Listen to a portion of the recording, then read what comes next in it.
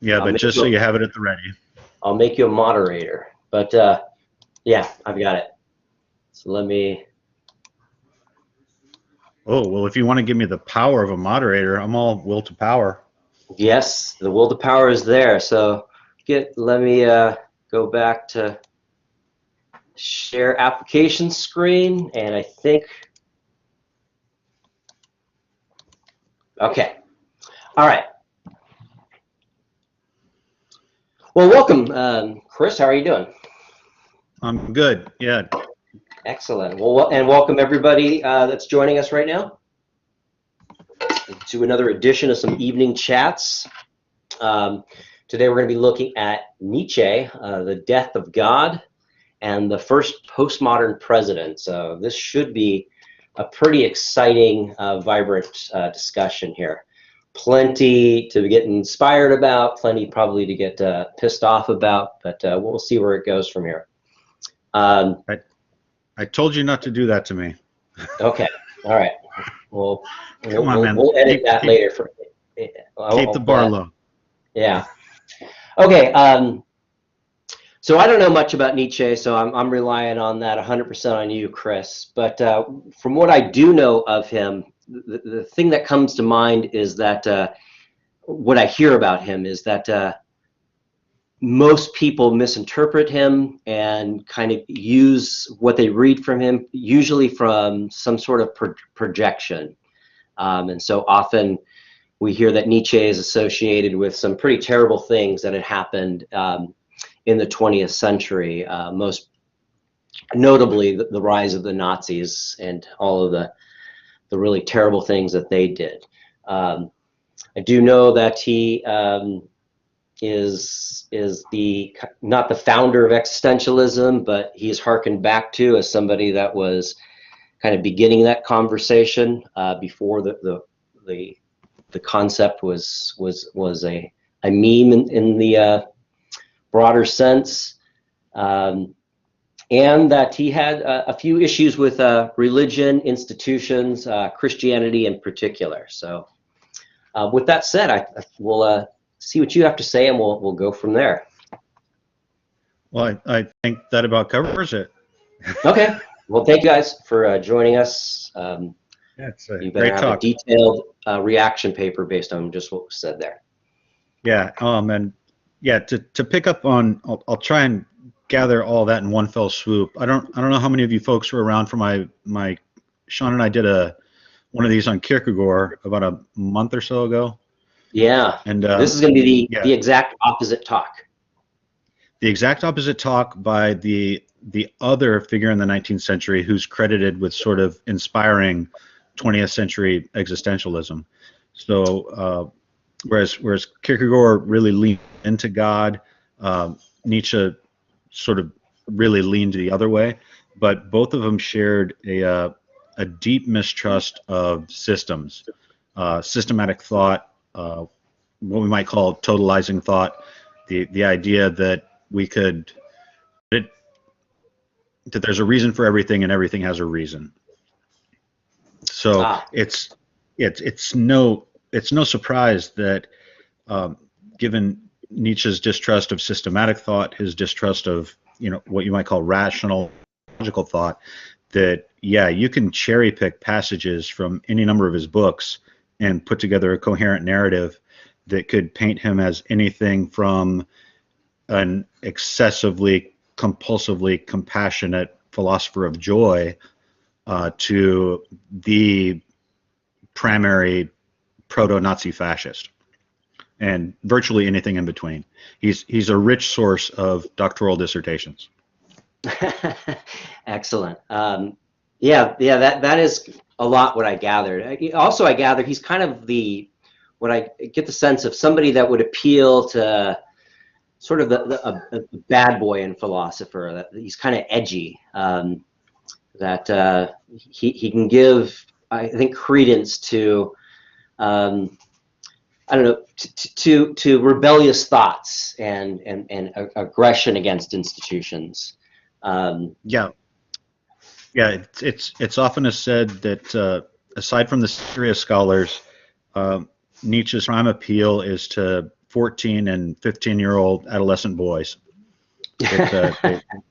They really latch on to and he was a rebel in every sense of the word, and they catch on to that rebellious attitude. And as a friend of mine pointed out to me when I was going through my Nietzsche phase in graduate school, the problem with Nietzsche's followers is that when he says, you know, all of you are stupid, all of you have it wrong, the reader tends to think, yeah, that's right, all of you have it wrong. More often than not, Nietzsche is talking to exactly that reader.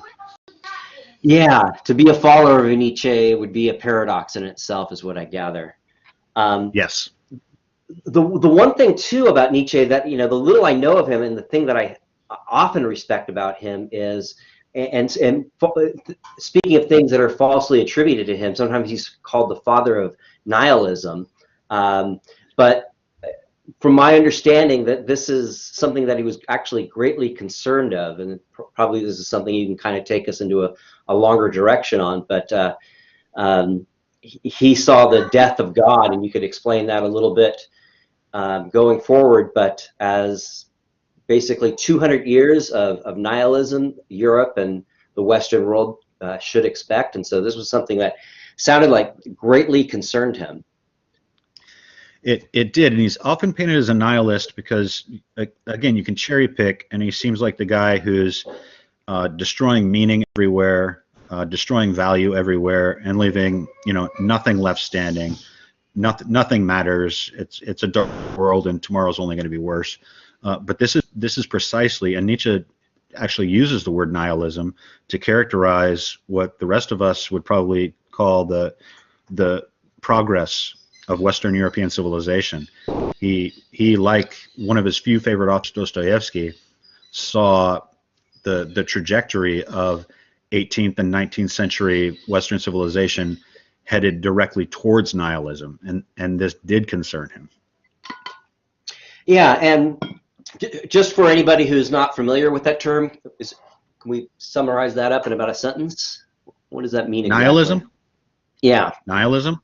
Yeah, like exactly. the nihilists in Big Lebowski. We believe in nothing. Yeah, basically it's just an absence of belief. Nothing matters. We live, yeah. We maybe breed, and for sure die. Yeah, and Nietzsche would see that as really the culmination of sort of what he would diagnose as the decadence of Western civilization.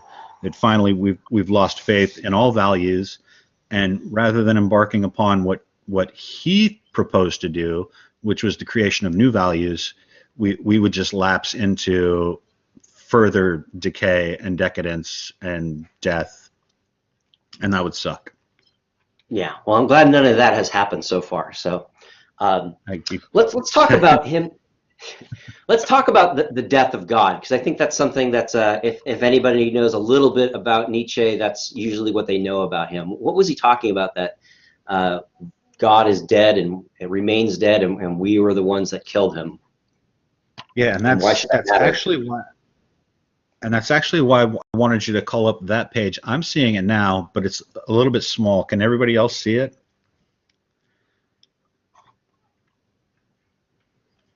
Because in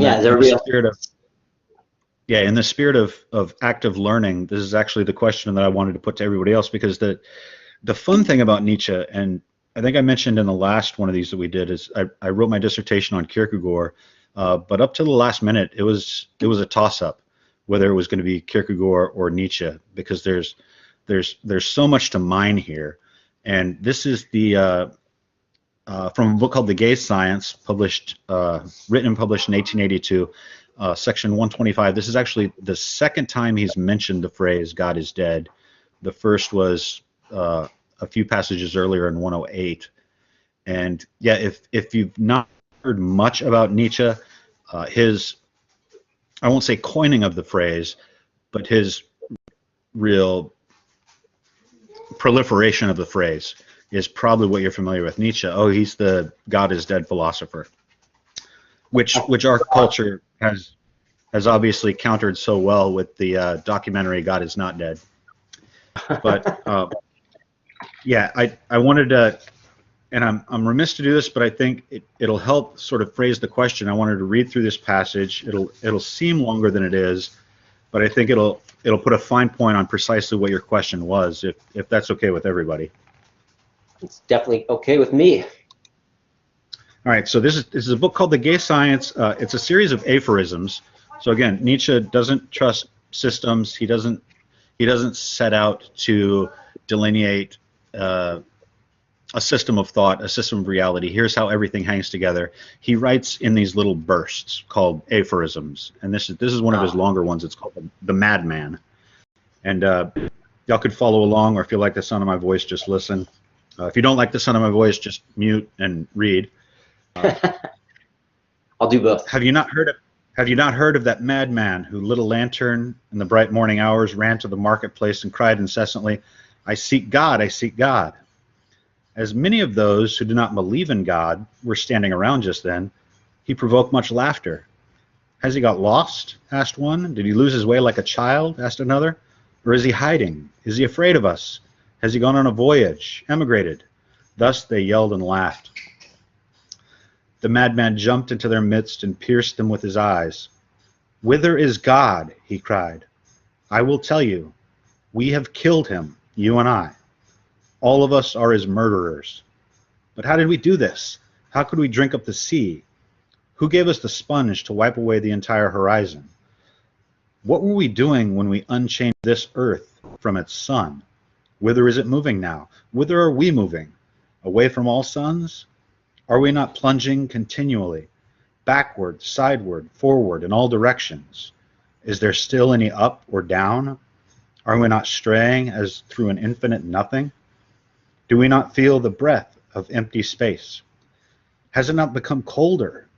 Is not night continually closing in on us?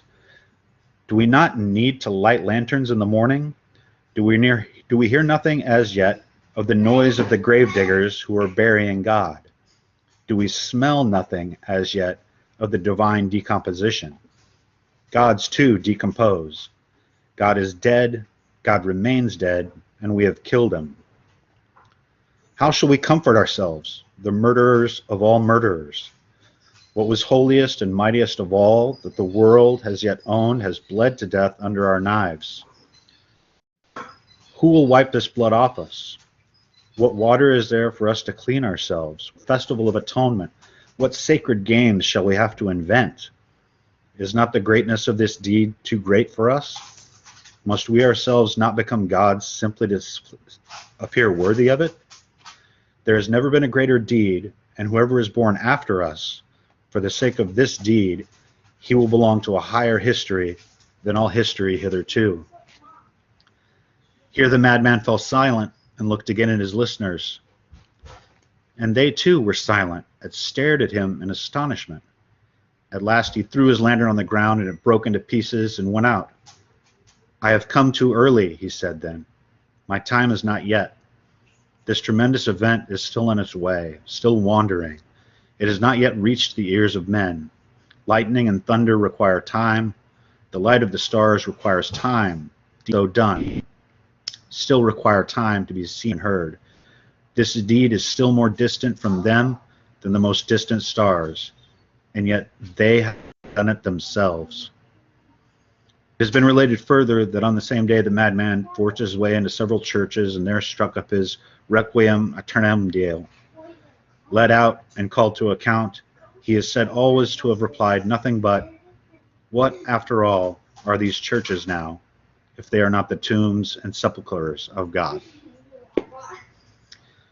So, sorry for the extended reading, but that is probably, if not the most succinct, the single most famous passage in which Nietzsche announces the death of God. So before I offer what would be just one more interpretation of what he means, I wonder if any of the students here, when they hear the phrase, "God is dead and we have killed them," what in the world might Nietzsche mean?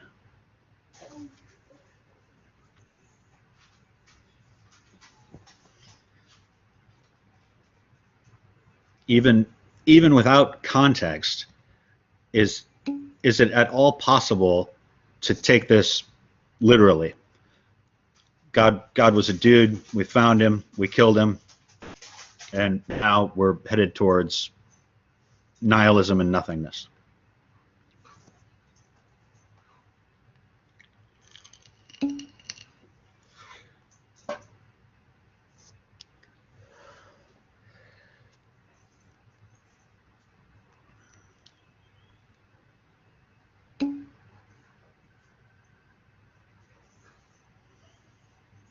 Okay, I'm seeing some answers coming into the chat. We may be gradually piecing the puzzle together. Let's try to piece at a time. What or who is God?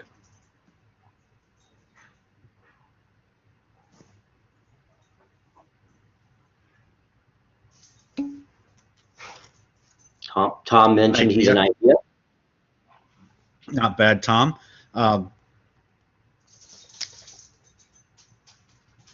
But certainly more than an idea. The creator of all.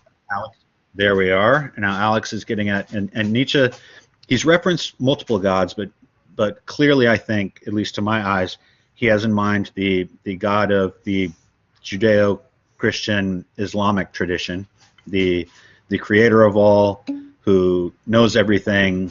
He's all powerful. He can do anything. He's everywhere all the time. He's all good, and he loves us. Veronica mentioned that they think they have lost their salvation because they killed God. Right, but if we're talking about the Judeo-Christian Islamic God, the all-powerful, all-being who created everything, what kind of sense does it make to say we killed that, we found that dude, we hunted him down, and we killed him? And these are the types of games that Nietzsche plays. You absolutely cannot take him literally most of the time, because if we agree to the definition of God with which he's obviously working here, then God by definition is the kind of being who cannot be killed. Only mortals suffer death, and God is by definition not mortal. And Nietzsche loves to do this. He throws more problems at you than solutions. He throws more questions at you than answers. He's more frustrating than comforting. And Veronica, we're not talking about Jesus yet, but we definitely will be at some point. And maybe worth mentioning at that point that there was a short-lived moment in the philosophy of religion about the middle of the 20th century, death of God theology, who tried to read Nietzsche in terms of referring specifically and solely to Jesus crucified. That maybe that's what Nietzsche was talking about here. But of course, on the Christian version of events, that's just the middle of the arc of that story. Yeah, we grabbed Jesus, hung him on a cross, and killed him, but he rose from the dead, beat death. Nietzsche doesn't appear to be heading in that direction. God is dead, God is gone, and what are we going to do now? So one thing that I think is got an echo there, but he's responding to basically the scientific revolution, the Enlightenment, and this, at least within conversation of educated people at his time, that there is the option not to believe in God. And so because that's an option, where at one time it really wasn't an option, God is this idea of God is vanishing from us. Is that kind of where we're going with this? I think there's two ways that I can think of reading that. And I think that's the one that Nietzsche is hinting at, because when he first announces that he's seeking God, there's people standing around who don't believe in God, and they're just sort of laughing at him. Like, you're looking for what now? We live in an enlightened age where we're enlightened people we are industrialized people. We're democratic people. Um,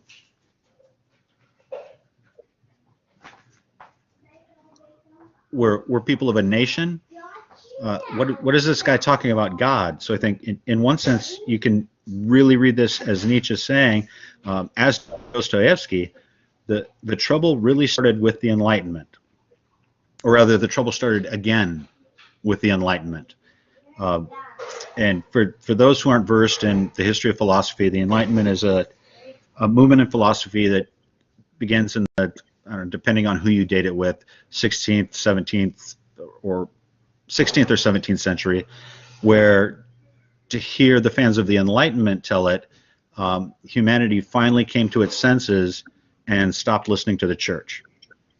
Because for hundreds and hundreds of years, if you wanted answers to life's big questions, what's real, what's true, what's good, you went to a priest. Hold on one second. Sounds like his dog Spot wants to join in the conversation. He sounds very upset. Yeah, there's dog.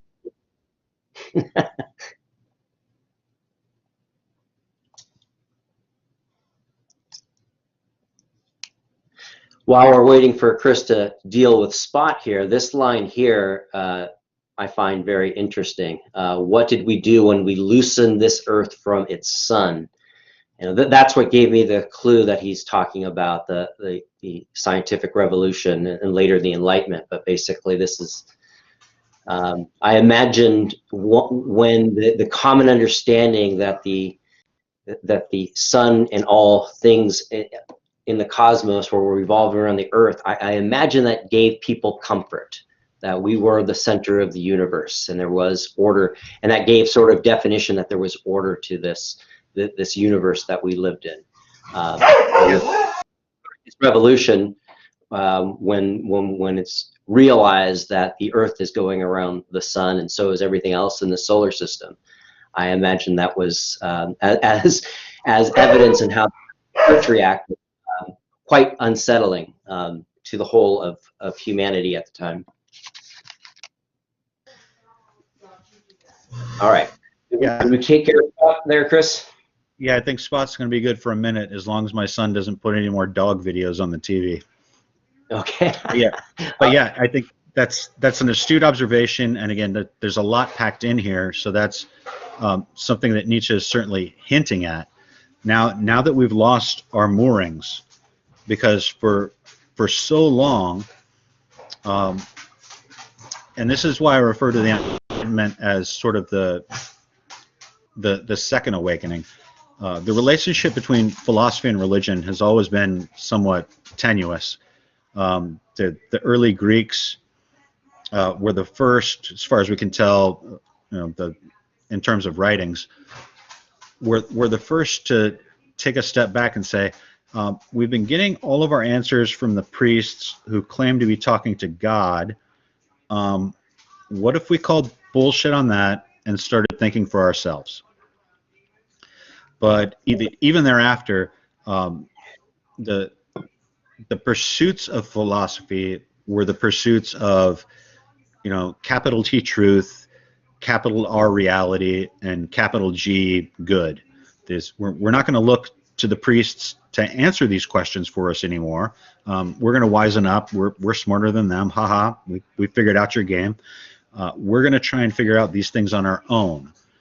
But in a sense, they remained wedded to religious or theological thought.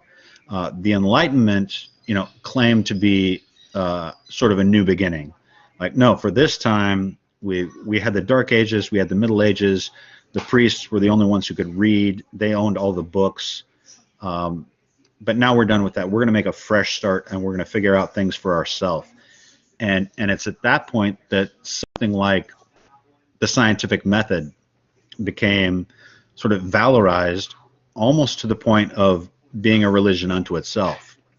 That, yeah, we've loosened the earth from its sun. We no longer look to God to be the answer to everything, but we're going to keep looking for these answers nonetheless. And what Nietzsche sniffs out here is that this is symptomatic of something deeper, that maybe what we're looking for is not out there at all, that there is no capital T truth.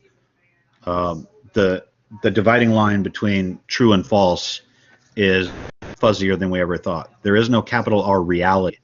The dividing line between what we call real and fake is fuzzier than we thought.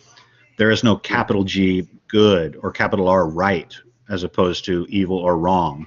That line is fuzzier than we might have thought. That we've gotten over God. You know, we've grown up. We're not adolescents anymore, and like proper 14 or 15-year-old boys, we rebel against our religious parents and say, "Screw you, God is dead." But we continue to look for these things that up until that point, God was the guarantor of, and there was solace in that. That yes, there is reality, there is truth, there is goodness, and even if we don't know it and can't access it, God has it. In fact, in a sense, God is it. God is ultimate reality, ultimate truth, ultimate goodness. So this is part of what Nietzsche diagnoses as the problem. We've outgrown God, but we're still looking for the things that only God could guarantee were there. And now we're trying to find surrogates for what used to be in God's place. We're trying to fill the vacuum left by the death of God. And what we were filling that with in 19th century Europe were ideals like Enlightenment rationality, reason, logic, democracy, industrialization, nationalism. Yeah, because the Enlightenment is basically standing on the shoulders of the scientific revolution, and basically you have a group of philosophers saying, "Oh, they were able to define this reality that we're living in apart from an explanation from the Bible by using reason." And perhaps we can do that with the way we organize society as well. Using John Locke, who through reason is saying there is no reasonable explanation for the divine right of king, and put forward that if people are going to consent to the government, that there are certain rights that need to be adhered to. And so he was trying to create this kind of universal idea of what a legitimate government would look like. Right. And but with the caveat that what God used to give us in the form of a tablet of commandments or a burning bush, now human reason will give us. In a sense, we've given up one mode of answering the wrong questions, is I think a fair way to put it. So this is why he's attributed as one of the fathers of postmodernism. There is no meta narrative, and exactly. Does he refine this line of thinking in the book Beyond Good and Evil? That's probably the best example, because for anybody who's taken an intro to philosophy class probably knows that philosophy, the level of wisdom, but you get a little more granular, and it's basically 3 questions, and I think it was Quine who once quipped that they're the same questions that any 5-year-old asks. What's really real? What's true? How do you know? And why should I? Why is that the right thing to do?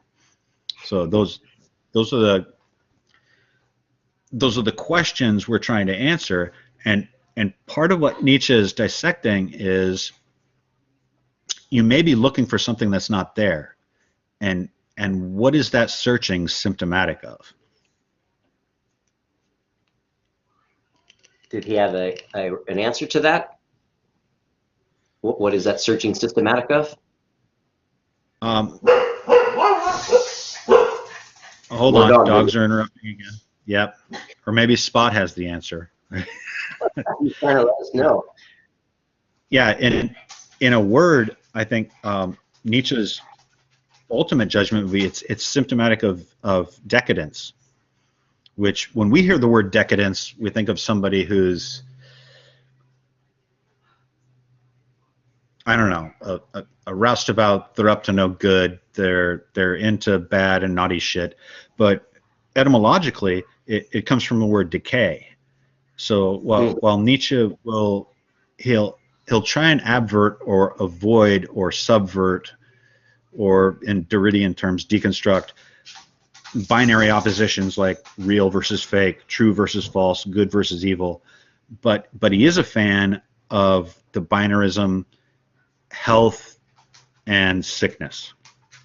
This is why famously, and this is one of my favorite lines, and I wish I would have looked for it, Nietzsche claims that of the five senses, and I would invite, before I give his answer, I'd invite everybody to think, if you had to lose or only keep one of your five senses, sight, hearing, smell, taste, touch, which one would you keep? Which one's the most important? Give everybody a moment to come up with their answer in their head. Yeah, this would be interesting to see. Please respond in the chat. The most valuable sense, the one you could not do without. So I'm not surprised to see sight popping up over and over and over and over again. Touch, nice. Laura, probably a proto-feminist there. Sight is at one end of the spectrum. Touch is at the other. Nietzsche claimed, and again, whether he's being provocative, disingenuous, or just effing with us, he says in one of my favorite passages, his favorite sense is the sense of smell. Not one of us. Because when it comes to, if you want to distinguish between the real and the fake, or the true and the false, sight is one way to go, and touch is another way to go. Smell sort of lies in the middle, but what I take Nietzsche, smell is the sense that you've heard of things passing the smell test. Oh. And what Nietzsche is sort of sniffing out is when he characterizes himself as a diagnostician of sorts. He's not trying to seek the truth or reality. He's sniffing something out. And what he sniffs in some places is the smell of decay. You know, as in I smell it smells like something's dying here, or it smells like something is dead here. And in this passage, he's obviously talking about, you know, God, whatever we still want to mean by that. But in a larger sense, he's sort of giving, you know, modernized Western European industrialized capitalized democratic civilization the smell test, and he's saying it smells like something's dying here. And so, yeah, originally I was asking, basically we are motivated to look for some sort of capital T truth, and he's saying what's underlying that is that's all the institutions that we know and believe in are in decay. Is it? No, I think he would say, and this might bring us back around to the genealogy of morality. What Nietzsche proposes is, once upon a time, we used to value things, and this was a long, long time ago, and when we still believed in the old gods, we used to value things like strength and beauty and health. Okay. You know, it was better to be strong than to be weak. It was better to be beautiful than ugly. It was better to be healthy than weak. And if you were strong and beautiful and healthy, these were things that the gods had blessed you with. But what the philosophers managed to pull, according to Nietzsche, and he cites Socrates in this regard, although the philosophers aren't going to be the worst offenders. The worst offenders are going to be first the Jews, but then they'll be outdone by the Christians. The philosophers, they and this will take us back to the age of, ancient Greece and the Olympics. People were valued because they were strong and fast and beautiful. Those were the good people. The philosophers, they were ugly, and they were sickly, and they were weak. They couldn't, in Nietzsche's words, they couldn't win at the game of life under the rules thusly constructed. So what they really did, which Nietzsche, he won't say it's a bad thing or a good thing, because that's to get locked back into the language of the philosophers. So what they did was really clever. I can't win at the game of life under these rules, because in order to win, I have to be strong and beautiful and healthy and all these things that I'm not. So since I can't win at that game, let's invent a new game. And that new game was the quest of things like capital R reality, capital T truth, capital G goodness. That you might be strong and beautiful and healthy, but you know what? I'm in touch with reality, and I know what's true, and I'm really the good person, all evidence to the contrary. It was a really slick move. And Nietzsche would say it was animated by exactly the same impulse that animates everything, which is the will to power.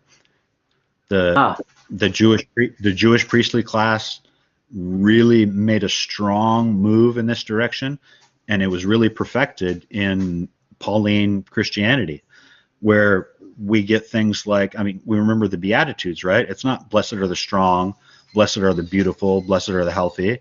It's blessed are the weak, blessed are the ugly, blessed are the sick, blessed are the poor.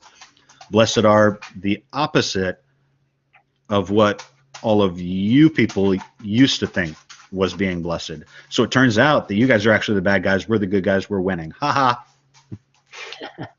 This is what he refers to as slave morality? That would be slave morality, yeah. And yeah, real quick primer, both in the Genealogy of Morals and Beyond Good and Evil, Nietzsche distinguishes, and again, he's not going to give his nod to one or the other. He'll give him the sniff test, but he'll say historically, it's the distinction between good and bad and the distinction between good and evil are two very different distinctions. And he wants to say one historically or genealogically, one predates the other. And as a philologist first, a studier of languages and a studier of books before he was a philosopher, he does his research, and he proposes, and I haven't done the research, so I'll take him at his word until somebody corrects me. The word for bad in most languages has its roots in something like common or lesser than or lower class, whereas the words for good tend to indicate, nobility and highness. So the distinction between good and bad, which is master morality, begins by somebody recognizing in themselves, hey, I'm awesome, I'm strong, I'm handsome, I'm healthy, I'm good, I'm doing good, I've got power, I've got wealth, I'm doing good. And since you don't have those things, that makes you bad. It doesn't mean I hate you or think that you're the enemy. It just means that you're not as good as me. And the switch with slave morality is it's a switch in direction. Rather than defining oneself as good, looking at another and saying, well, if I'm good and you're different from me, you're bad. Slave morality takes the opposite tack, identifies something as evil, and then proposes, well, since you're evil and I'm different from you, that makes me good. And so this is just an example of yeah, just one example of the way that Nietzsche sort of deconstructs these, what we think are hard and fast distinctions, good and bad, good and evil. And Nietzsche wants to say, no, these ideas, these thoughts, these dichotomies, they have a history. These ideas weren't they don't exist eternally. They came from somewhere. They have a history. They grew up, and he thinks he's ferreted out that history in terms of one way of looking at good and bad, another way of looking at good and evil, which is to say, there's no such thing as capital G good. It just depends on who you're talking to.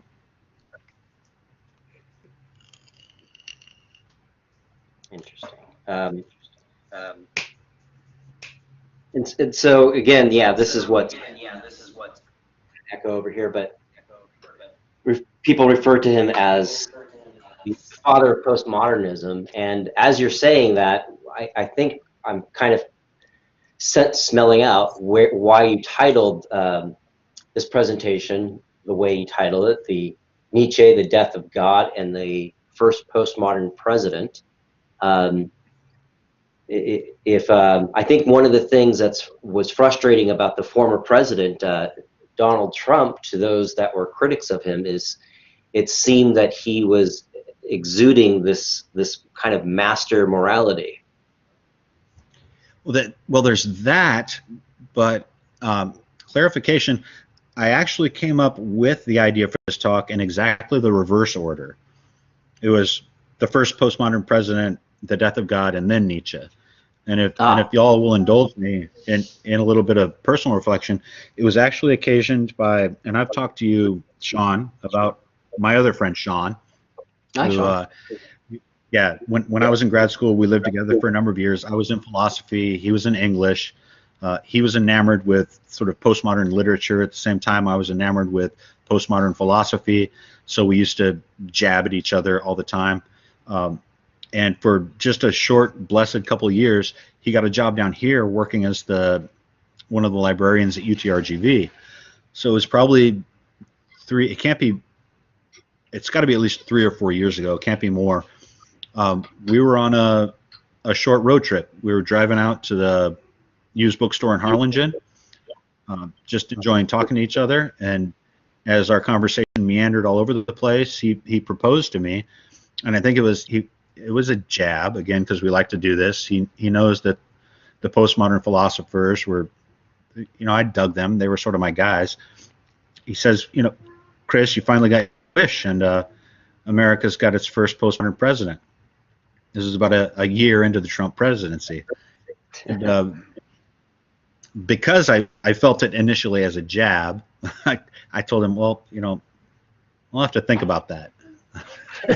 I'm not sure I want to saddle, the people that I've spent the better part of my adult life studying, being the impetus to this particular president. So let me get back to you on that. And we proceeded to talk about other things.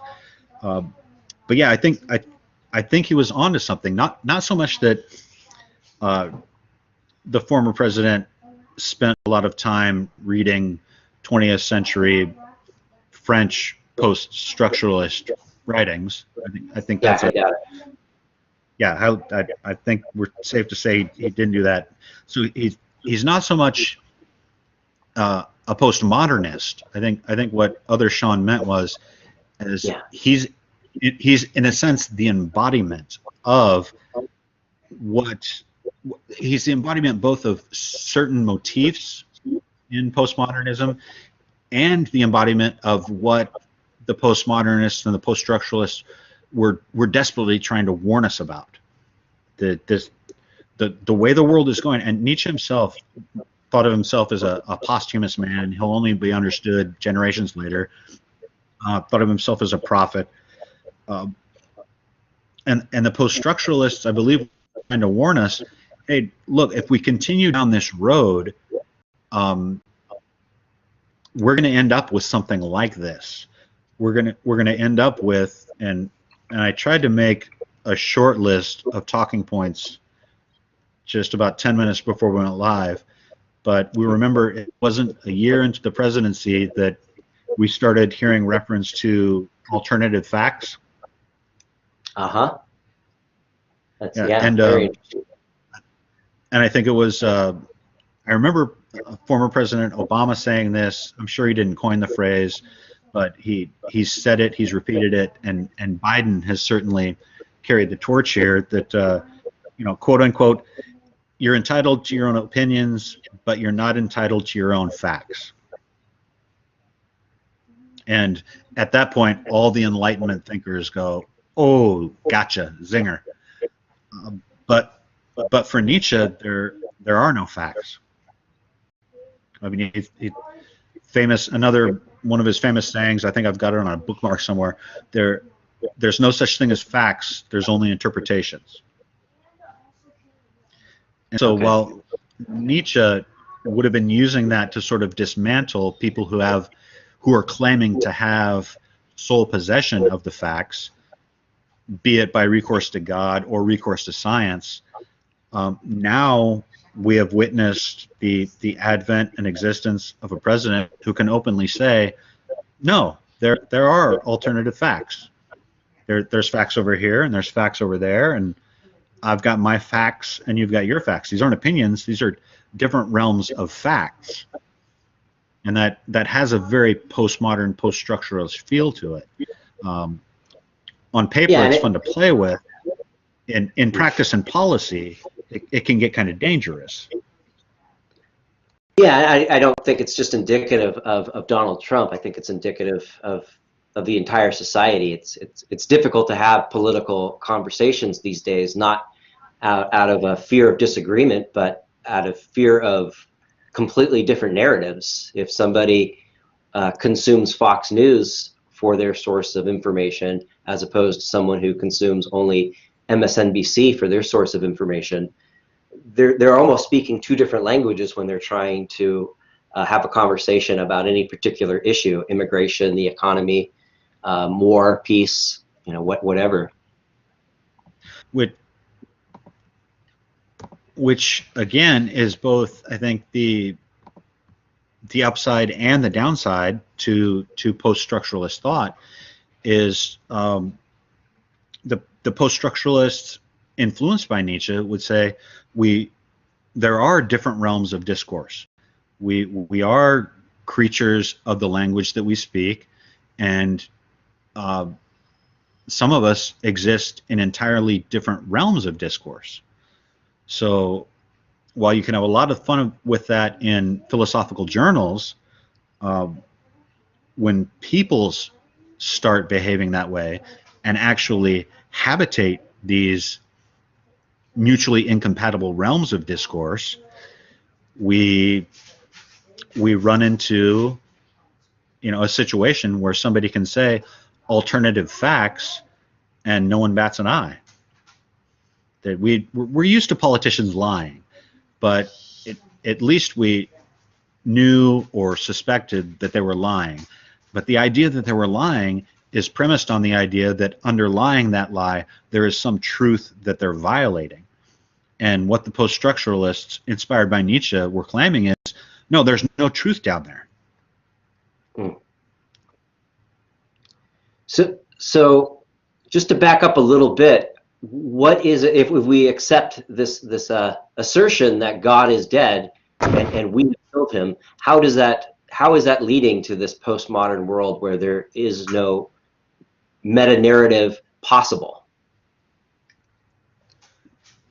Well, again, God was the guarantor of the meta narrative, the story of all stories, the one true story that even if we haven't figured it out yet, in the before times when we were all primitives and we believed in God, at least God had the story. In the after times when we all grew up and became smart, we realized we don't have the story, but science will get us the story eventually. The underlying belief is shared, that there's a story there. Chris, I was curious. You said that there was no facts, just interpretations. What are these interpretations of, if not some base background, fundamental set of facts? For instance, sensory observations, just normal, ordinary things like, here's a rock.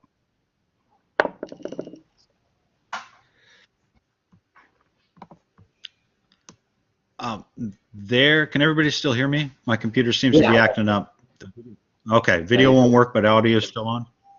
Yeah, got you loud and clear. Okay. You look great.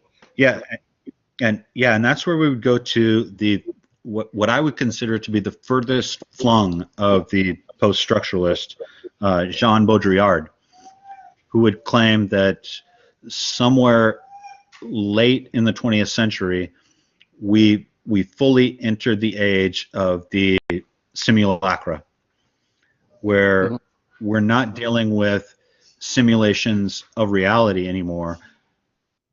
And McLuhan may have been, Marshall McLuhan and Medium is the message, may have been a precursor in this regard. We're not dealing with simulations of reality. We are so fully immersed that we're dealing with simulations of simulations. Does this make politics different than science? I mean, Does we're it make dealing with politics different than science? We're dealing with a unique sort of president on your thesis. And I'm wondering, well, science is highly political. It's highly agenda driven. It's this, we have these vast conversations that slowly evolve in manners that we don't fully understand. Where do we make the true postmodern break? When you say alternative facts, aren't you just disagreeing about what the actual facts are?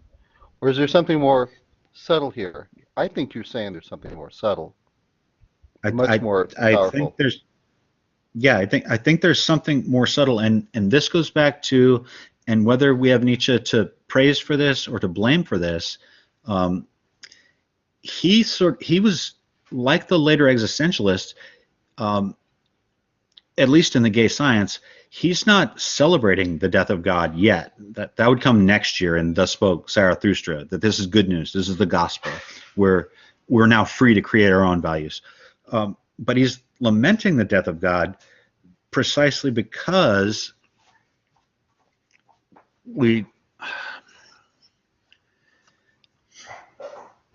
how can I put this?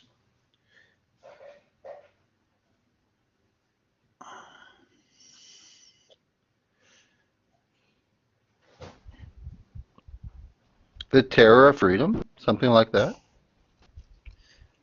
No, or even the metaphysical? No.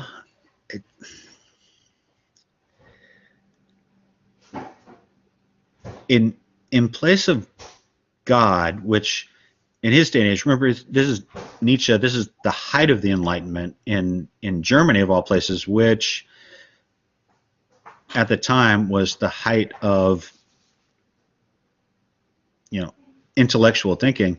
Science is all the rage. Science is going to save us. We just need to get good enough at it. So while Nietzsche is lamenting the death of God, he's also, what's the verb tense for prophet? Prophesying. Yeah, he's prophesying. Be careful with this Enlightenment rationality idea of science, because you're creating another God. You're creating another sun that eventually we're going to become untethered from. And so the post-structuralists, the postmodernists, they're suspicious of science, not so much the findings of science or the methods of science, although de facto those will come into question as well. What they're worried about is sort of the deification of the scientific method, that this will fill the vacuum. Science will become the new meta-narrative, the new whole story. And that's what I think Nietzsche is prophesying. And post-structuralist thinker Michel Foucault is the one who I think does this the best, saying that our modern conception of science is one way of knowing among others, and it is at our peril if we privileged that mode of discourse above all others. Which, and you and I have argued about this at length, but if you'll grant me that much, I think what we see happening again with the 45th president is not so much he didn't read Foucault and decide he was anti-science. He's just an embodiment of this emerging ethos where, yeah, there's science, but that's just one way of talking about things. you don't really need to listen to the scientists because that's just they've got their facts and they call it science, and that's all well and good. But if you read Derrida, Foucault, Lyotard, Baudrillard, you'd realize that science doesn't have a claim on absolute truth, so we shouldn't listen to it at all. And I think most post-structuralists, in their sober, more responsible moments, would say, okay, that's a bridge too far. We don't jettison science altogether. Science has its place. Science is not to be disputed with when it stays in its lane. The worry was that science would become the new God, but what that allowed for the emergence of was this idea that, oh, well, your science is just my religion or that guy's opinion. It's just another language game in Wittgensteinian terms. In politics, we often say, believe the experts, trust the experts. It does have a ring of theology to it without the theos. And that, I think that's Nietzsche's point, and that's what the postmodernists and the post-structuralists are trying to diagnose and deconstruct, is that we're trying to fill this immense vacuum that, according to Nietzsche, was erroneously filled before, but we're going to make the same mistake again. Yeah. Laura, a student asks, what if he means the death of God in a different way, like the death of good in people's hearts? I think that's, and who asked that question? Laura Vargas. Okay, whoever's class she's in gets extra points, because on my reading, when Nietzsche talks about the death of God, I see him as meaning one of two things, probably both, maybe more. One, God being killed by the Enlightenment, the advent of science. We don't need him anymore. The other, and this speaks to my spending so much time with Kierkegaard, the idea that when God is supposed to be alive, God is not just a static idea. God is something to be enacted and lived upon. And I think Nietzsche saw in his part of Europe what Kierkegaard a generation before saw in his part of Europe. We had a lot of people talking about God, talking about belief in God, talking about I love God, talking about I'm a Christian, but they don't enact it. They don't actually love their neighbors. In which case, and this is sort of the Nietzsche, like Kierkegaard, came from a super religious household. His father was a Lutheran minister. I think his father's father was a Lutheran minister, so he knew his Bible. And he knew that if you're not enacting the love of God, then God doesn't really exist anymore. This is basic, theology 101. God is love. And if we're not acting on that in our day-to-day lives in very unsexy, unpetty ways, then yeah, in fact, God as love is dead. And so that's you can read, and again, yeah, I mean, you can read the Madman a couple of different ways. We killed God by outgrowing him and replacing him with science, or we killed God by not godding. We killed love by not loving, and yet we still claim, oh yeah, I believe in God. I just don't do it. Those are not mutually incompatible. They might all be true. Christopher Gomez, hi. You could turn your mic on, Chris, if you wanted to. Christopher. Hey, thanks. Hi. So, in a sense, could we read this death of God as if science is trying to substitute God and let's say in the side of goodness, Kantian ethics or Kant's ethics, substituting God as a human-made criteria for goodness and for what's true. These are poor substitutes of God because they don't have the divine properties. And maybe we could also read a bit into Nietzsche's words, a romantic reaction against both Kant's ethics and science and positivism in general. Since these were poor substitutes of God that had no divine properties to them, they're easily interchangeable by new gods, and God that's interchangeable is no God at all. I don't know. I'm just throwing that out there. No, and it's great. It reminds me of something that Nietzsche says somewhere else, that Kant's philosophy is just Christianity by another means. Yeah, it's like a secular Christianity in a sense, right? Yeah, we're going to keep all of the values, but we're going to abandon the ground of all those values. The divine properties, yeah. Yeah. Also, in the world of, in the statement from a more analytical perspective, saying the president, anyone that says or a statement, everything that I say is a lie, or everything that he says is a lie, would make us fall back into the liar's paradox, right? So that's kind of like a rational impasse. There's no solution to that. Which again, I think highlights the fact that I think what my friend other Sean was actually getting at is that not that Trump was a studied post-structuralist, but that he was, in a really perverse sense, the embodiment of some of these post-structuralist ideas, that paradox and contradiction is okay. That's the reading that I'm also giving it. Thanks. Yeah. So yeah, I think the point I wanted to make was, whereas Nietzsche was suspicious of science because it was trying to fill a vacuum that it couldn't and shouldn't try to fill, this suspicion of science as a meta-narrative eventually becomes something like an anti-science stance. It's not just that, science is to be bracketed and left to its devices where it has an area of expertise, but even no, science is not to be believed at all, because it's just another language game.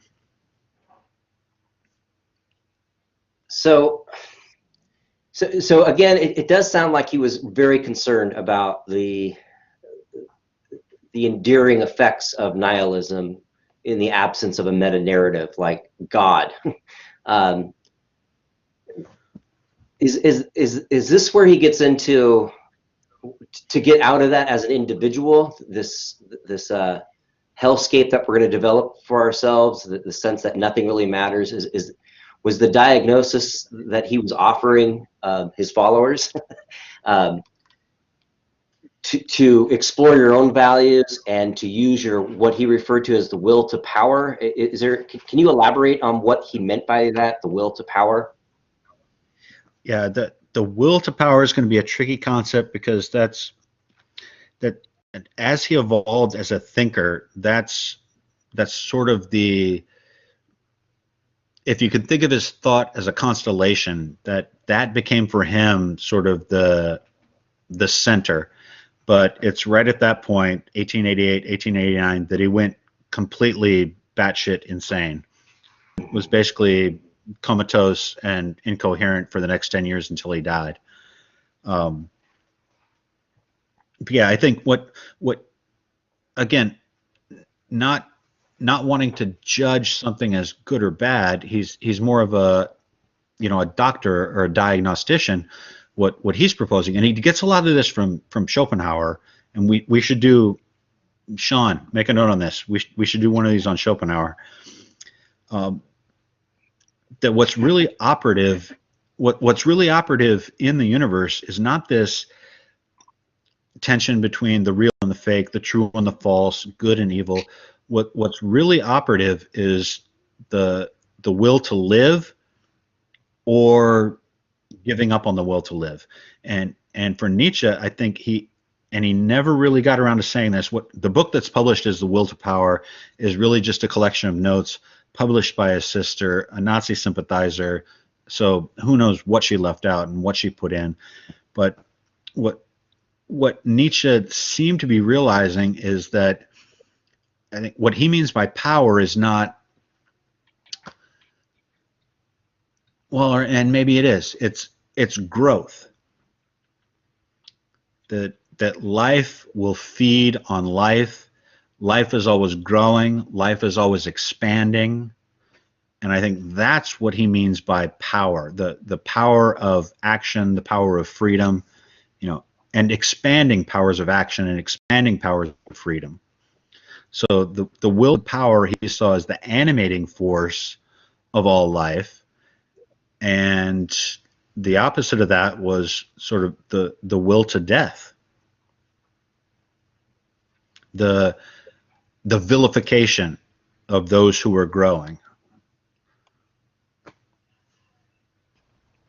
Chris, could you apply that to his famous statement that humankind is something to be overcome, or a bridge to the better being? Yes, and that's again as an evolutionary thinker, barely versed in Darwin and not a fan of Spencer at all. I think Nietzsche did see that there's growth on a micro level and a macro level. That contrary to the old narrative where human beings are created by God, we're placed on Earth, and we're at the center of the solar system, and all of this is created for us. Nietzsche wanted to propose, no, we're just the next stage of animal. And as such, maybe optimistically, what we could hope for is the advent of the next stage, which would be, the Übermensch. Is that now embodied in the transhumanist movement, or is that irrelevant? I don't think Nietzsche could have had that in mind, given the technology of his day and age. But if transplanted here into the 21st century, I think he would find that idea very, very enticing.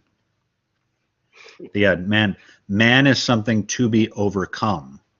Just as, if you buy the evolutionary story, something happened when we moved from chimpanzees to hominids to humans. Something else is coming next, which is why he thought of himself as, a posthumous thinker. They're not going to understand me today. They'll understand me tomorrow when they see what's coming.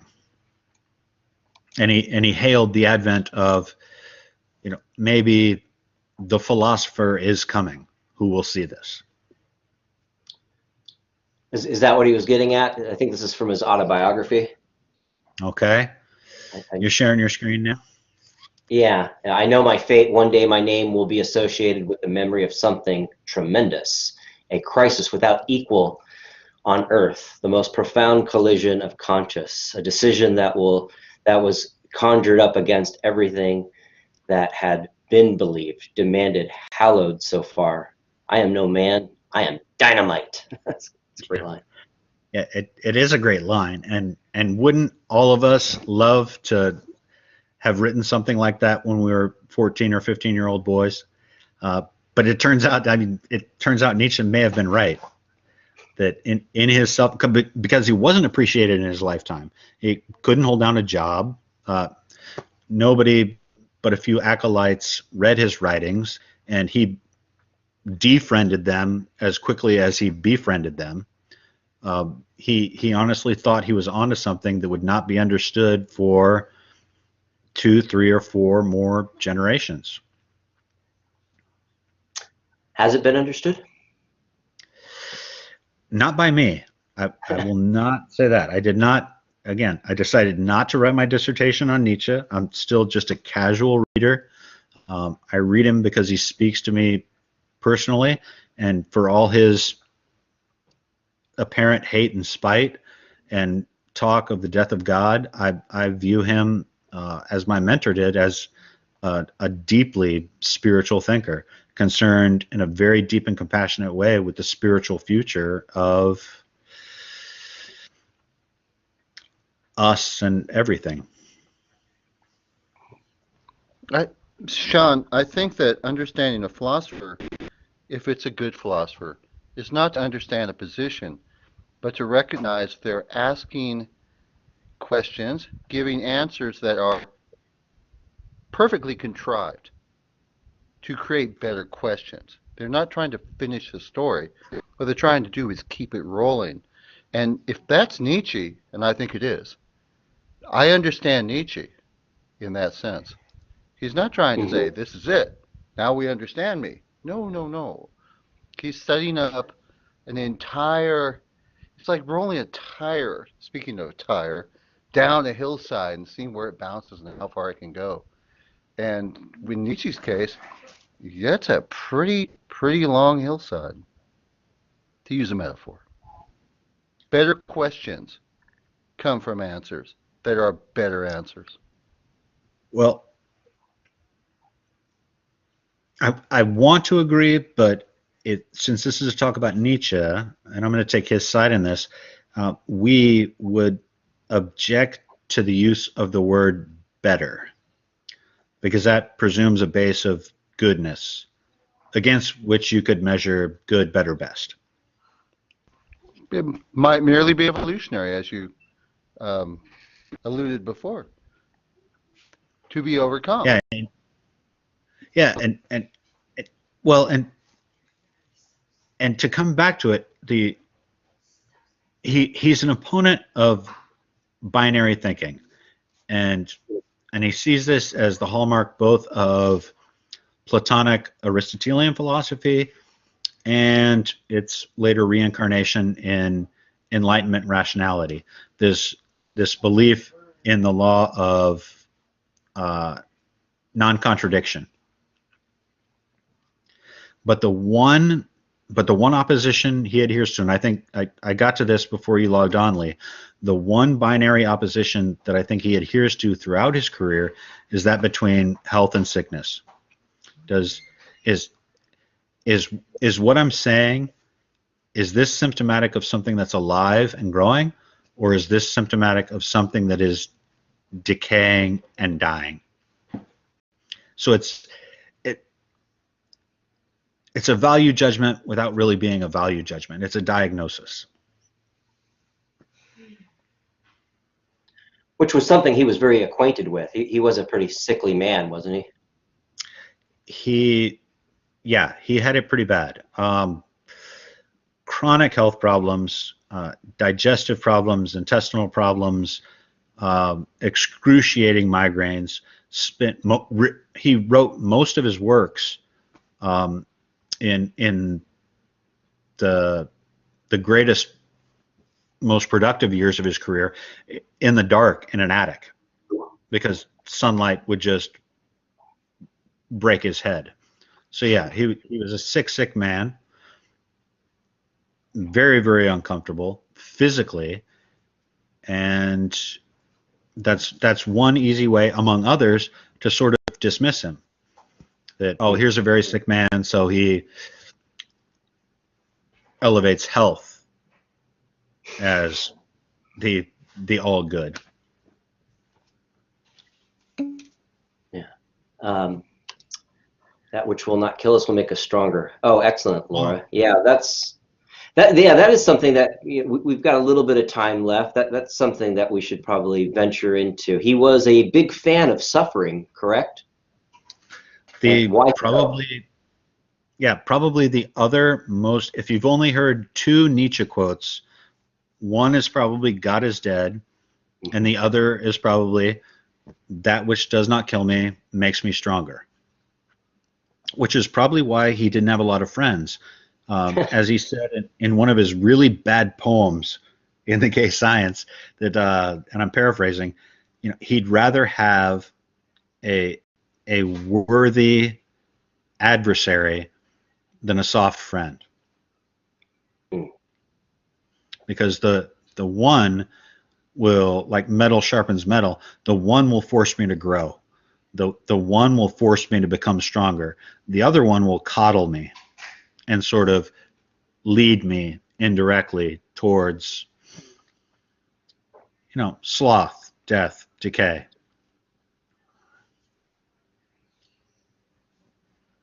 And is this The was he offering like a solution to this nihilistic problem that he's diagnosing through this idea that we need to suffer?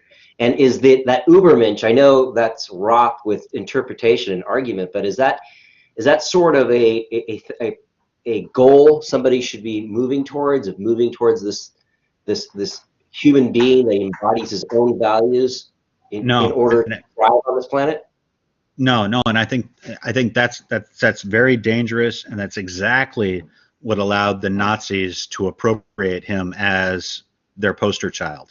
I think maybe we have some historians here who can correct me, but as the legend goes, all of the Hitler Youth, when they graduated into the Corps, they would carry whatever the Nazi service manual was, and a copy of Thus Spoke Zarathustra. Like this was our guy. And I think Nietzsche died before he made a positive turn. Up until the point where he went completely insane, he was busy diagnosing. And he started to make the turn with this idea of the will to power, health. His final work was not going to be called The Will to Power. It was going to be a 4-part work called The Transvaluation of All Values. But he never got to make that turn. So no, I don't think that there is anything, unless you're able to find it, I don't think there's anything positive and constructive and forward-looking in the body of work that we have of Nietzsche. He was identifying problems. He was pointing out sicknesses. He was prognosticating future problems. But he unfortunately he lost his wits before he could begin articulating, okay, and here's where we turn the corner. He was planning on it. He had outlines for it. But again, because of his sister, we're not sure how much of that we actually have. I've put up, if anybody's wondering what this picture is, that is a picture of, what was her name, Abigail or Rachel? Anyway, Nietzsche's sister hanging out with Adolf Hitler.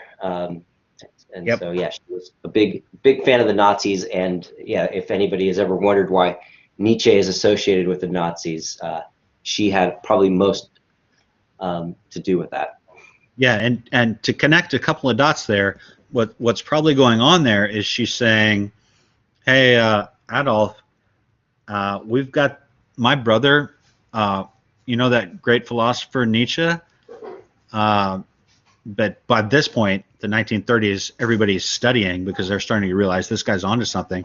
She's probably saying, hey, Adolf, I've got notebooks full and full of my brother Friedrich Nietzsche talking shit about the Jews. Mm. And yeah, if you cherry pick his writings, you could write a whole book on Nietzsche hates the Jews.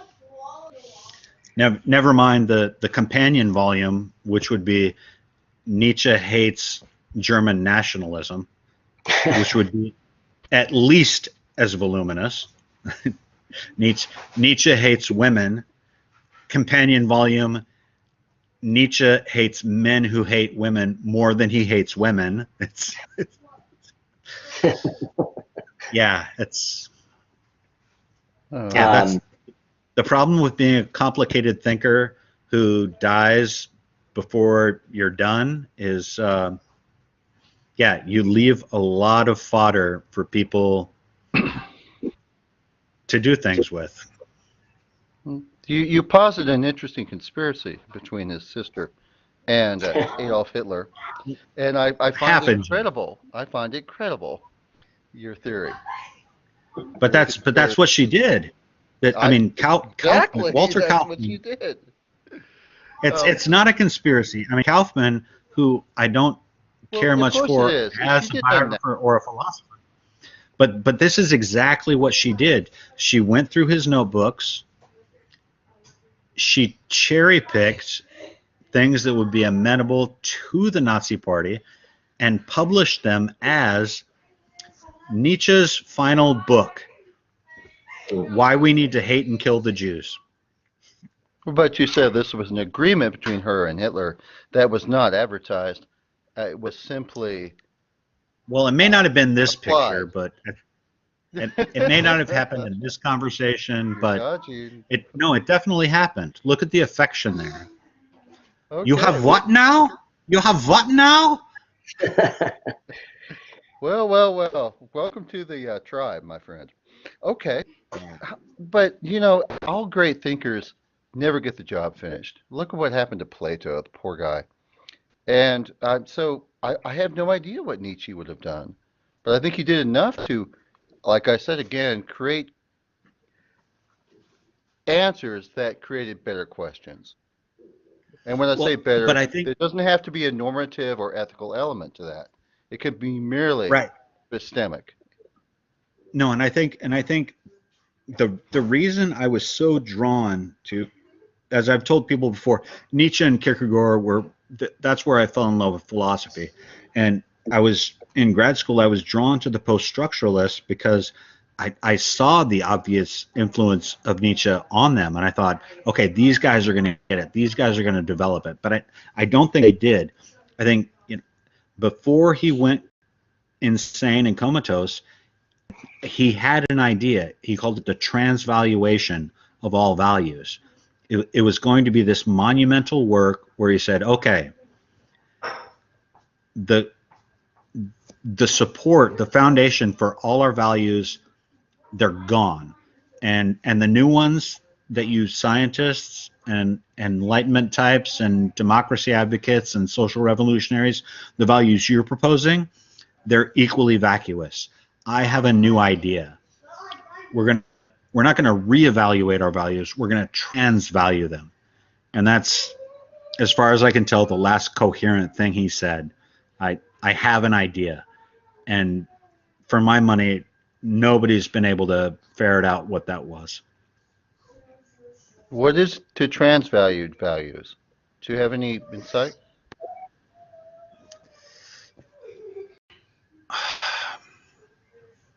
Well, I mean, philologist that he was, we should go to etymology, and it would be, let's look across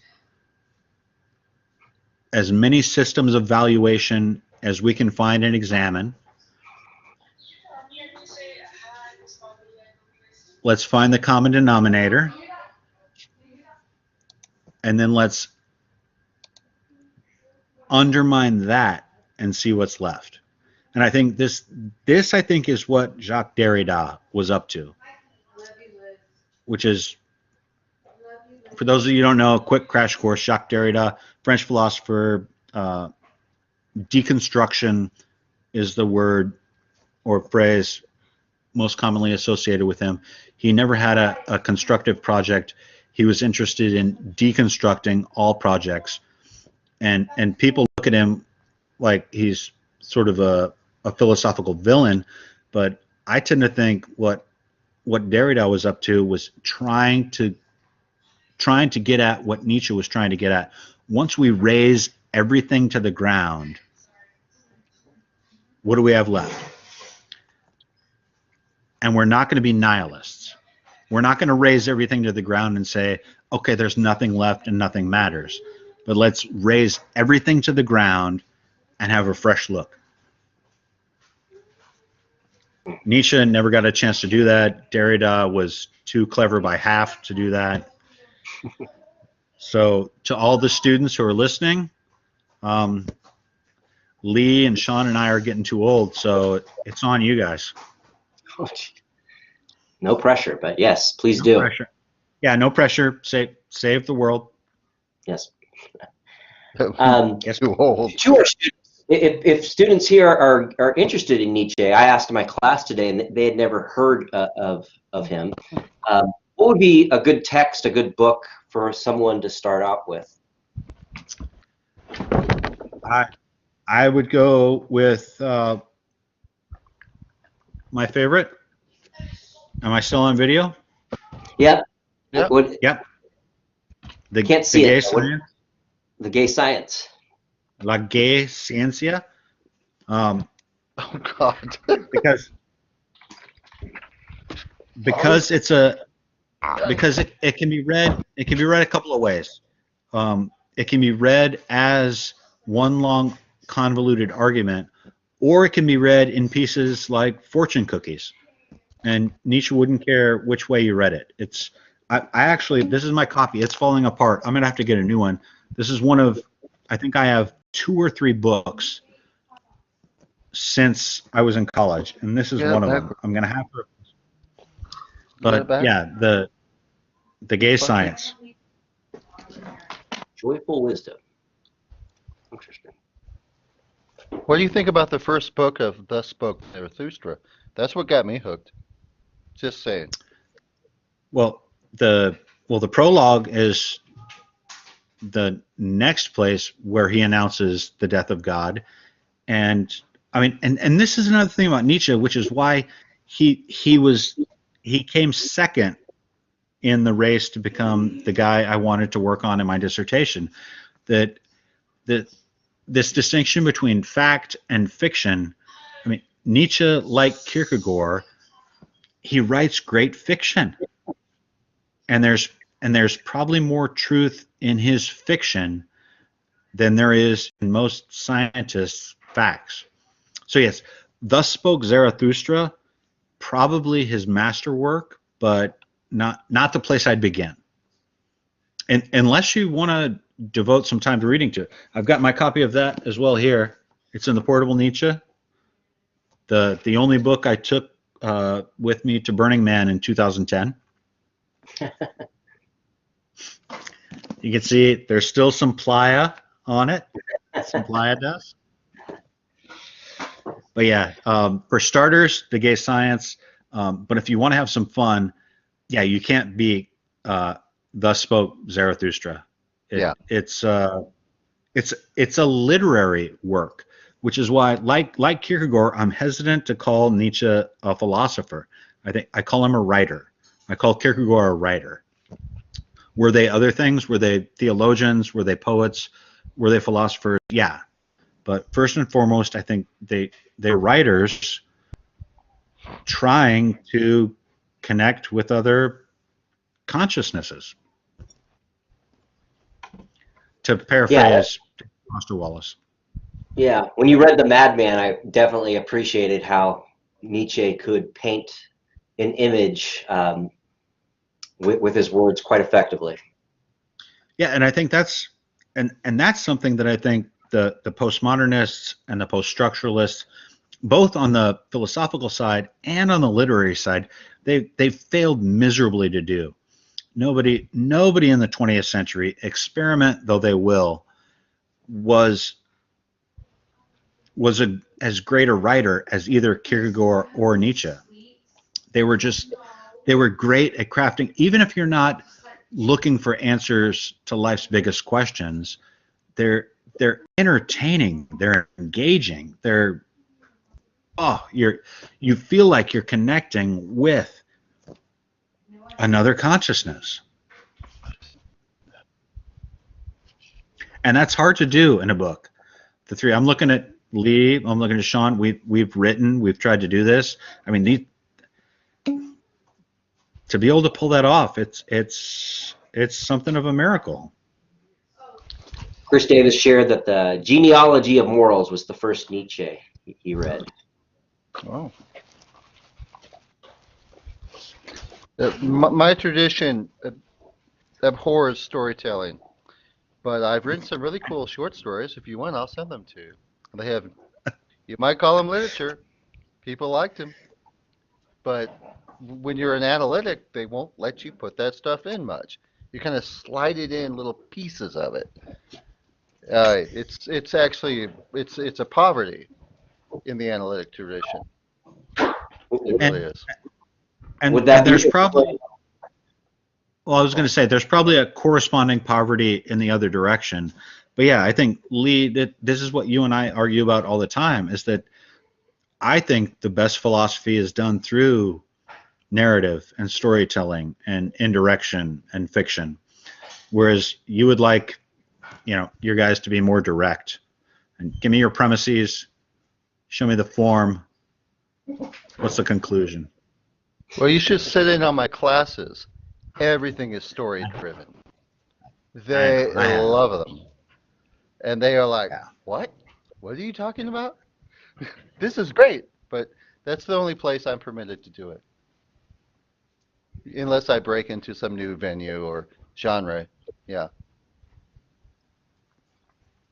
And But probably yeah, I'm Nietzsche definitely. would agree with you. That'd probably explain one of the reasons why he left academia. I know he sounded like a very gifted young man who was a professor by 24, and it sounded like he was a bit constrained in that institution.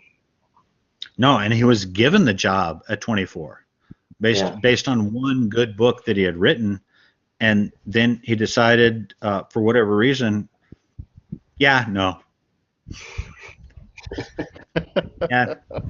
no, I'm gonna be poor and write books. Well, mission accomplished, Nietzsche. And he may have made the wiser choice than all three of us. Yeah. All right. Anybody have any students out there have any questions or comments or wanting some clarification before we end here? Yes, please, because I'm always afraid that I'm going to lapse into so much jargon and graduate schoolese that this is totally useless for our intended audience, which is our students who want to hang out and talk about cool shit. No, you did fine there. In preparation to get some familiarity with Nietzsche, I was listening to some lectures online, and you listened to episode 6. You listened to episode 6 of I Learned Nothing, right? I didn't actually. I should have. I would have learned nothing but more.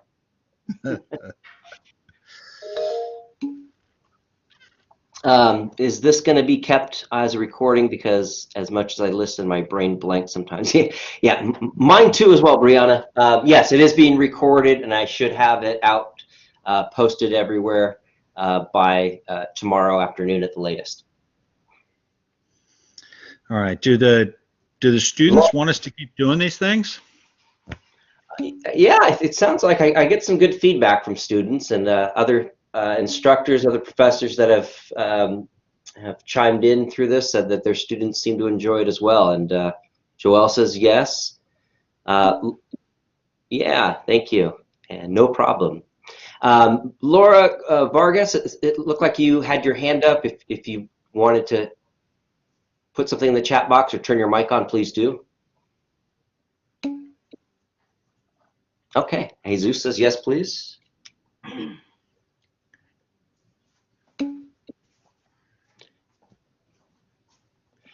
I'll post, for students in my class, I'll post them both in Pronto and in the evening chat folder in Blackboard.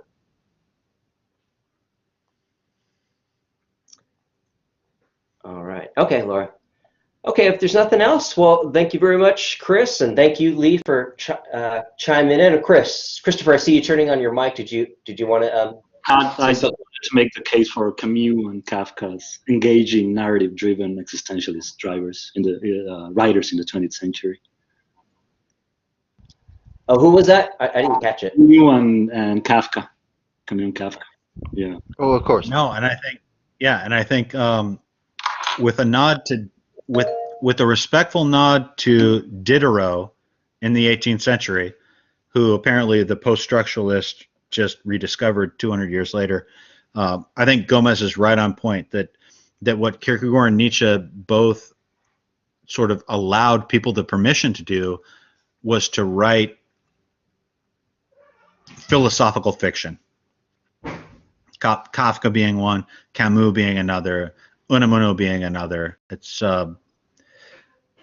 people exploring philosophical issues in a narrative vein. So, dare I say, among philosophers, how about Ayn Rand? Does she fall into that as well? She did write books. Oh, come on. The Fountainhead wasn't that horrible. It was just horrible, or kind of weird, but it was fun. She wrote fiction. She did write fiction, and it had something in it. Yeah. But that she was using strong meta narrative. I mean, like, Oh, not Well, constructive at all. Hello. hi. Hi. Sorry, I wasn't gonna ask because I got kind of embarrassed, but I guess I'm gonna do it anyways. Go for it. As I was listening to, I arrived about 18 minutes late, but as I was listening, um, I'm supposed to write a paper, like it's just a short paper, what we talked or what you all talked about, but I'm kind of having a hard time understanding, like, kind of like what you guys spoke about. It was kind of like, I guess because I haven't read any of the philosophers that you guys have. I'm not a philosophy major or anything like that, but I want to know if like what kind of topic I should say. Something like I know we're talking about the Nietzsche and like his stuff, but I mean I thought I'm hoping I would have something a little more to say. So you guys kind of lost me a lot of the time. And that was my fear. How about if God is dead, why does it make sense that Donald Trump would be president? Okay, I think Donald Trump was the president we needed at the time. It exposed a lot of people. I don't want to say exposed, but I guess Okay. it brought to I think light a lot of. Oh, go ahead. I would say that is a thread on a sweater that you should keep pulling. Yeah. Why did we need it? Why at this time? What did it expose? Yeah. Okay. You've got something. Okay, thank you. I knew he was going to win. 4 o'clock in the morning, party was over, everyone went home. We were making jokes about Donald Trump. This was like months before his nomination. I listened to one speech and I knew he was going to win. He knew all the right buttons. I wasn't for it. I just went, my God. This is when they still show in the crowds. I knew he was. No, and I'll disagree. And that's what I think is the difference between Trump being a postmodernist and being a postmodern president. I didn't know he was going to win, but in hindsight, it was kind of inevitable that this was we had exhausted so many alternative resources that this was the thing that was going to fill the vacuum.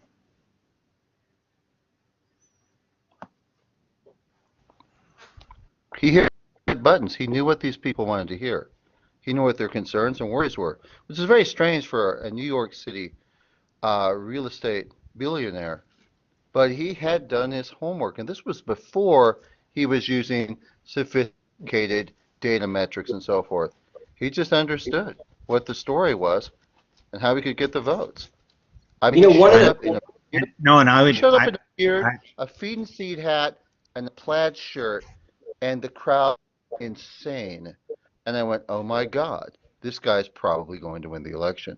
And he did. And I'm not saying that was clairvoyant. It was just what it was. Yeah, no, I don't think he knew. I think he stumbled into it. He stumbled into, and I think this is what my friend Other Sean meant. He stumbled back assward into a moment where America was primed for a postmodern president. And he was just there. And what comes to mind too is that this is not indicative of all of Trump's supporters, but there is a certain LARPing contingent in Trump's fan base and supporters that I don't necessarily agree with what Trump has to say, but I know it pisses off liberals.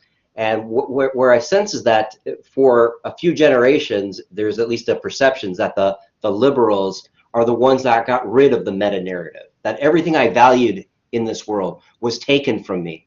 And here is this guy that is basically a big F you to to all of you people that took away, you know, the stories that made sense, the values that made sense. I can't believe this is coming up after the fact. That is the deepest irony of all, because when you look at folks like Frederick Jameson or Julia Kristeva or Lucy Irigaray, all the sort of the Marxists and feminist post-structuralists, Trump is the absolute opposite of what they were up to.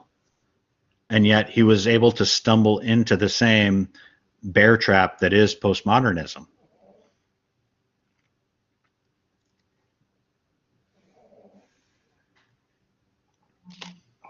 I think he knew what type of people he wanted, and I think he knew what he was going for. I think you give him too much credit. And I'm not pro-Trump, I'm not anti-Trump. I just don't think he strategized his way to this. I think it was an opportune moment, and our country and culture were primed for a person like this to stumble into the role of commander-in-chief, for better or worse. Again, I don't want to. I think you're right. I don't want to politicize this or you guys. Go one way. Could we even going back to Plato's concerns with democracies? I mean, is this where one of the reasons why we were primed for somebody like Trump is that we have all of these narratives out there. We have all of these people vying for this interest and that interest. We were and probably remain primed for somebody strong to provide us with all of the answers and to tell people who are just making noise just to shut up.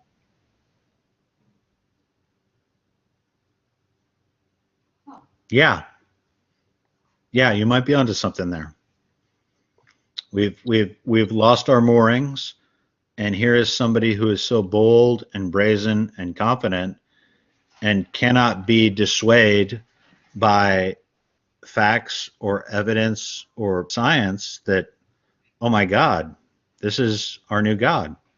Or shame too. That's something that is a virtue of his. He's shameless, and I don't mean that to be critical of him. That's a virtue I think he upholds. One of the hints that told me that he was probably going to win is when the stories were coming out of sexual harassment, sexual abuse, and assault against Trump during the election. He did something very clever. He invited the women that have accused Bill Clinton of the very same things and had them right in the front. And it was basically this exercise of, you might have that on me, but I'm not alone in this, and I'll one-up you and bring these women in front and have the cameras interview these women after we're all done talking here with Hillary Clinton.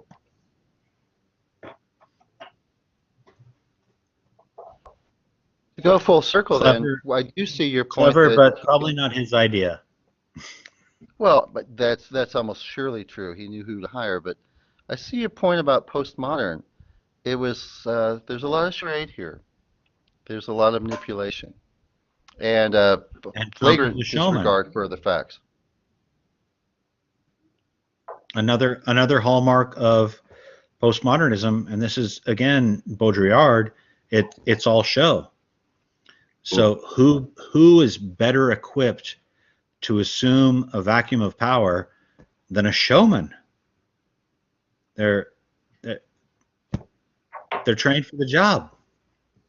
They didn't even know it. They were training for the job. Yeah, I mean, and it's not new. I mean, Ronald Reagan, it's not a coincidence that he became president. He embodied the show for people living at that time as well. But at least when Reagan and Carter debated,